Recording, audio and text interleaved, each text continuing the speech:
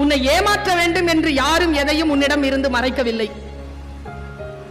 நீ நேசிக்கும் எவரிடமும் யார் குறித்தும் அது யார் என்று கேட்காதே. எவ்வளவு நாளாக தெரியும் என்று கேட்காதே. நீ நேசிப்பவரின் காலர் ஹிஸ்டரியை காட்டச் சொல்லாதே. அவர்களின் இன்பாக்ஸை திருட்டுத்தனமாக திறக்காதே. இரண்டாம் அழைப்பில் இவ்வளவு நேரம் இருந்தது யார் என திரும்ப திரும்ப கேட்காதே.